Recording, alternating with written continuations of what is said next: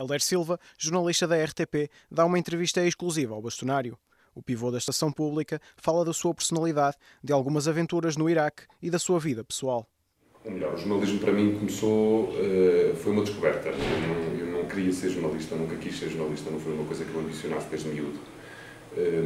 Mas eu apaixonei-me pelo jornalismo quando comecei a fazer jornalismo de uma forma inadvertida. Ou seja, o que aconteceu basicamente foi, eu na secundária tinha seguido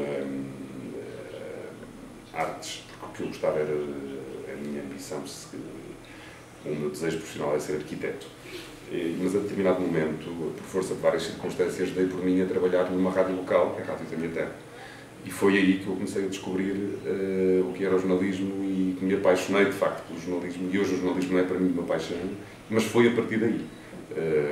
Estou a falar com tinha 17, 18 anos, à volta disso.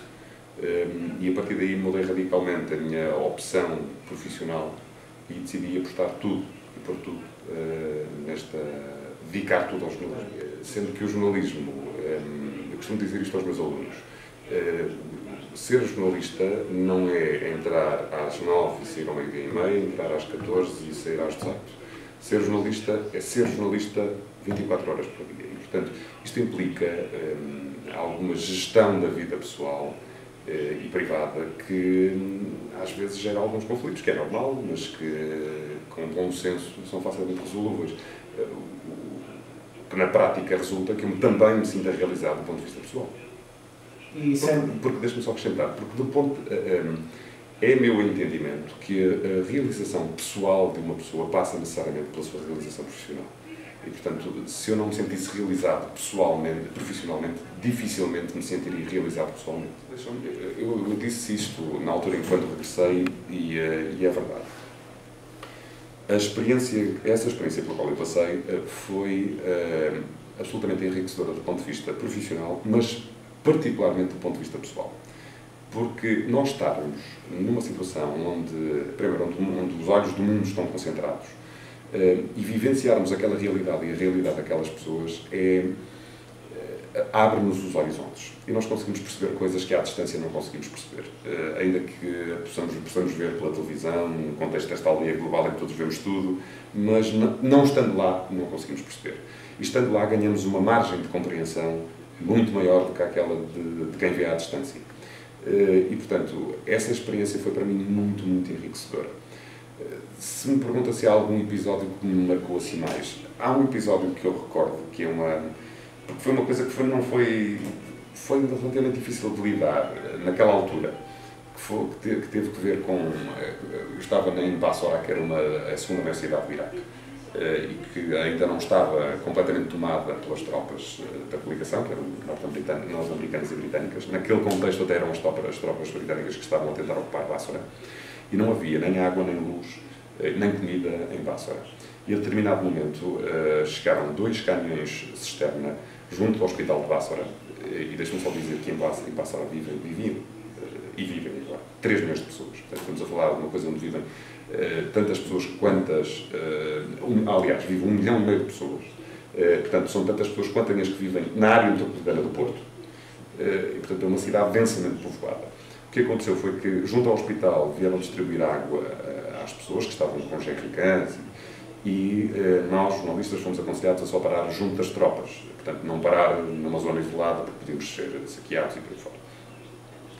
E quem estava a supervisionar a distribuição da água eram as tropas britânicas. E nós paramos o nosso carro junto das tropas, junto dos caminhões, e havia uma longa fila de pessoas que vinham com jerrycans a abastecer-se de água, porque não tinham água nem para beber, nem para nada.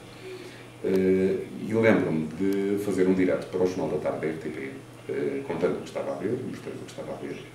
E nós tínhamos, no nosso próprio carro, tínhamos vidros fumados e tal, que era para não se falar para dentro, depois tínhamos reservas de água, tínhamos garrafas de água e até reservas de comida, de sandes e por aí fora.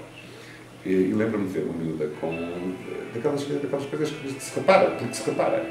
Uma miúda dos seus 7 anos, que estava com umas sapatilhas Adidas que eu sou capaz de descrever hoje, com uns calções brancos, meio rotos, e uma t-shirt meio rota e toda suja. A miúda era morena. A cara dela é daquelas coisas que eu não vou esquecer pelo olhar, pela expressão. E eu tinha uma garrafa de água de meio litro na mão.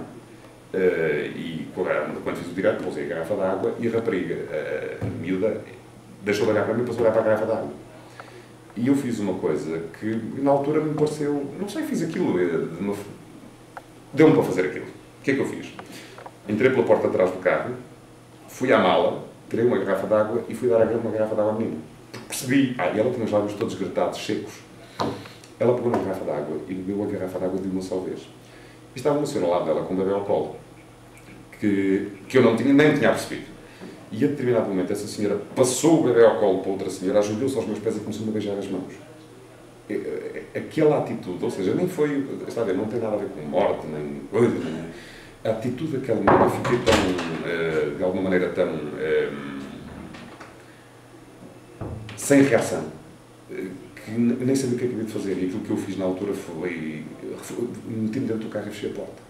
Eu não sabia o que havia de fazer, porque aquilo foi de tal maneira marcante, o agradecimento.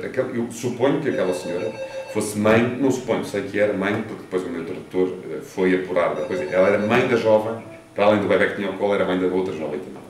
Portanto, aquilo foi uma forma de me agradecer por eu lhe ter dado a garrafa de água, mas isso foi de tal maneira. Eu sei que nesse dia à noite eu tive uma descarga emocional por causa disso. Exigente.